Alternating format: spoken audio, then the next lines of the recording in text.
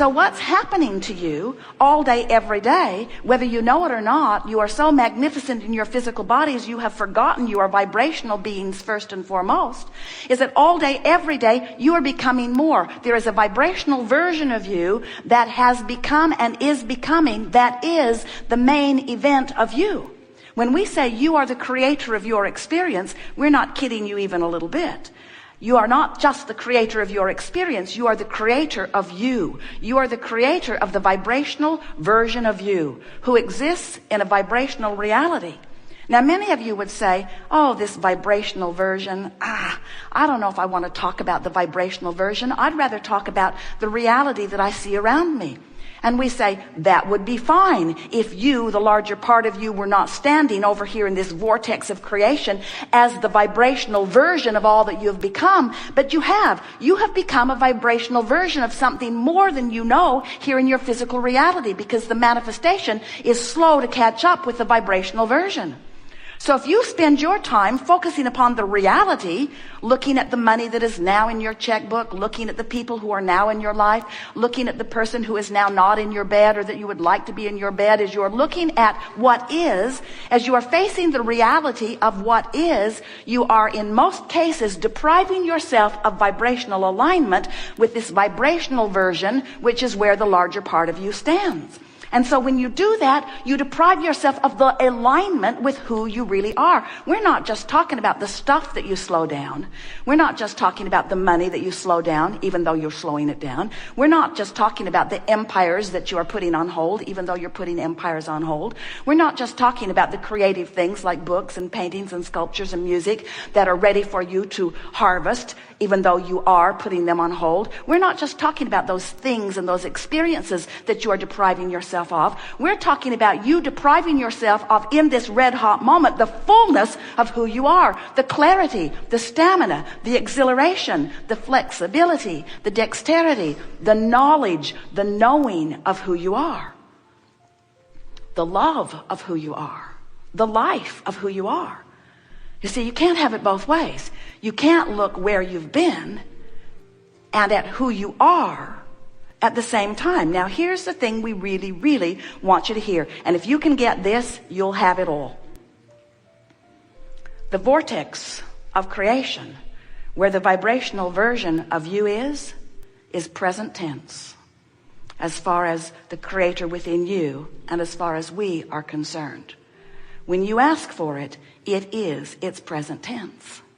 But you, bless your hearts, you've gotten so good at exploring the manifestation that you don't want to call it present tense until it's in your driveway. You don't want to call it present tense until others can see it. And we say, oh, it's so slow to have to wait for everybody to be able to see it. It's easy to tune in to stuff that's manifested. So what preachers and teachers have been saying to you for a long time about faith really applies here. Because what faith is a vibrational attitude. What faith is an awareness, a vibrational focus, an attention to what's in this vortex of creation. And if you can focus upon what you've asked for and no longer beat the drum of why you ask for it, I want this magnificent thing because it's so awful not to have it. And because it's so hard over here without it. And because I deserve it, I really deserve it, even though I don't have it, I deserve it. And we say all of that drum beating from the perspective of what is not yet manifested holds you in a holding pattern that will not let it manifest. You have to let go of the absence of what you want before the presence of it can feel into your experience, you see. We want you to feel the reality of this vortex of creation. This is vibrational reality. We're not making this stuff up. Everything that you see that is manifested was first vibrational reality. And once it's been vibrational reality, everything that you see is first a thought upon longer until it takes form. Everything that you see that is manifested was first vibration. And the gap, the amount of time that it takes from the offering of the idea and flowing it vibrationally into your vortex and the full-fledged manifestation of it is as short as no time when you are a vibrational match to what you're asking for. The amount of time it takes for you to manifest things wanted is the amount of time it takes for you to get in the vortex and consistently stay there.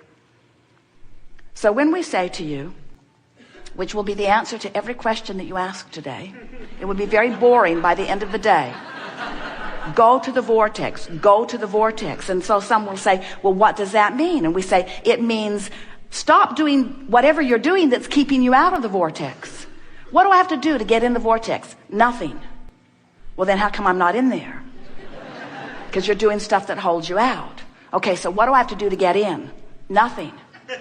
Well, then how come I'm not in there? Because you're doing stuff that keeps you out. Abraham, are you deaf? Can't you hear what I'm asking? I'm not in the vortex. How do I get in? What do I have to do? Nothing. But you have to stop doing that thing that's holding you out. And your question is fair, because we've never seen anyone who could just stop thinking that thought. Because when you say, I'm not going to think that thought anymore, you're thinking that thought you're not going to think. I'm not going to do that anymore. Have you ever done that? I'm going to quit smoking. Sure you are. I'm not ever going to eat that again after this one. So what you have to do is start doing things that allow you vibrational proximity to the vortex. This vortex that spins in a place of pure positive energy, what that means is no resistant thought. In other words, when you say, I really want, what do you want? Call something out. I really, really want $100,000. I really, really want $100,000. That, if you could leave it right there, is a pure thought. But if your sentiment is, I really, really want the $100,000 that I don't have, not a pure thought. When you say, I want the money because I need it, not pure. I want the money because it is exhilarating and because it gives me freedom and because I can do this and this and this. When you talk about what you want and why you want it, it is usually a pure thought than when you talk about what you want and where it will come from and when it will come and who will bring it and how you will get it. In other words, there's a lot of things you do in your action-oriented exposure to life that hold you in vibrational patterns of disallowance. So we call those vibrational patterns of disallowance resistance. Resistance to the natural flow. And whenever you got resistance going on, it's indicated to you by your emotions of resistance. And emotions of resistance are always negative emotion. Emotions of resistance don't feel good, and emotions of allowance feel better and better and better. So if you have an emotion of resistance, so you're angry or frustrated or fitful or worried, when you feel worried, that means you've got this residual of resistance going on that is keeping you out of the vortex. And so you walk around not in the vortex, so comfortable with not being in the vortex that you don't even know what you're missing. But when you take the time to focus yourself into the vortex deliberately, into the vortex where your clarity is and where your exhilaration is, where your perfect rendezvous in every moment with everything that you want, where the universe is able to give you in moment after moment so much full life experience that you wonder why you would ever step out of the vortex. Once you consciously and deliberately spend more of your life inside this vibrational state of being that we are calling the vortex, where your own vibrational point of attraction is so purified by your own deliberate thought focus that you are not setting up your own resistance to your own well-being, then you begin to remember why you were born and what this physical experience was supposed to be about, what you had in mind. Now, there are a lot of people, in fact, most everybody you know, spends most of their time outside the vortex. They don't know about vibration. They don't know what their emotions mean. They want to be positive and they try, they make some effort to be, but they're not really managing their vibrational flow very well. So most people are outside the vortex most of the time. And then they gather together in groups, on the internet, or just in neighborhoods. Law of attraction sort of brings them in their similarities together. And they come up with conclusions about how they and everybody else should live life. Laws are made from that group. In other words, they are the ones that decide. They sort out the good piles from the bad piles, and they decide what's the right way of life and what's the wrong way of life. And we will acknowledge that among those outside the vortex efforters, that it is evident when someone is trying and when someone isn't. They have diplomas. They have better paying jobs in many cases. They live in nicer houses in many cases. You can tell which ones are trying and which ones aren't in that out of the vortex group. But friends, it's the out of the vortex group. It's like being king of the molehill. It's the out of the vortex group. In other words, the masters come from in the vortex. Your clarity, your inspiration, your creations, your inventions, your wonderful new ideas, your zest for life comes from the inside the vortex group, you see. So we're not wanting to make you feel bad when you're out of the vortex, because certainly it adds to the step one experience. We just want you to get this into perspective and realize that next time you find yourself really digging in and trying hard, that you're working against yourself. And you might want to just chill for a while and remember who you are. Maybe listen to some meditation. Maybe count your breathing. Maybe get in sync with some music. Maybe bask a little. Maybe do something that is pleasing. Maybe do anything or everything that you can think of to release the tension that is holding you outside the vortex.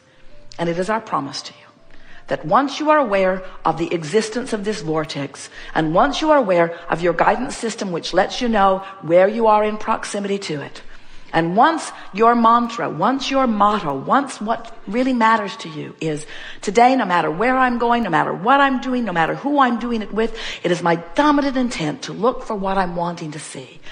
I'm agreeably oriented. I am appreciatively oriented. I comment on things that I appreciate. And when I feel an impulse to criticize, I sit on it. I don't go with it. I don't make more of it. I don't amplify it with words. I don't amplify it with groups. I don't comment on it. I no longer am trying, efforting myself into a better place. I'm practicing the art of allowing. Because I've now discovered that my inner being is in my vortex and calling me home, calling me toward all that I've become. And if I am even hanging around in the vicinity of hopefulness, my vortex calls me in on a really regular basis. And once you start living more of your life from inside the vortex, you'll have more insight. You'll have better timing. You'll feel better. Your sense of humor will be keener. Your sense of intelligence will be keener. You'll think of things, those to-do lists. You won't have to drag them around. You'll be at the grocery store and you'll remember what you want. You'll be moving through life and the right thing at the right time will occur to you. You'll be tuned in, tapped in, not to a memory bank, not to a to-do list in your head, but you'll be tapped into the vibrational equivalent of all that you have become. Who knows who you really are in relationship to who and where you are at all times, in all moments of all days. Talk about a concierge. Talk about an impulse giver. It's like walking through life with somebody who not only knows who you are, but loves who you are, who is constantly hinting and opening doors and orchestrating circumstances and events in order to allow you to be all that you can be. Hesitating just at the right moment so that you're not in the elevator with that person, but you are in the elevator with that person. Finding yourself hesitating in traffic just right so that it opens for you so that you can make your lane shift. In other words, there are so many things that many of you might call inconsequential or insignificant that just make the flow of life so remarkable. When you live life from inside the vortex, you're living life as you intended. Because you are a powerful creator who said, I'll go forth, I'll choose from the buffet, I'll identify what I want, and I'll line up with it. And I'll do it again and again and again and again, because lining up with who I am is the zest of life that I've always been looking for. You think it's the manifestations, and we want you to have manifestations. We're not trying to talk you out of the glitter or glitz or beauty or anything that you want. We want you to have the manifestations. But we're here to tell you, you didn't sign on for the manifestations. You signed on for the movement toward what you want. You signed on for this 3-step process. You signed on for the choosing from the buffet, for the launching of the rockets, and for the exhilaration of lining up with who you really are. Coming home, coming home, coming home. So, we're eager to talk.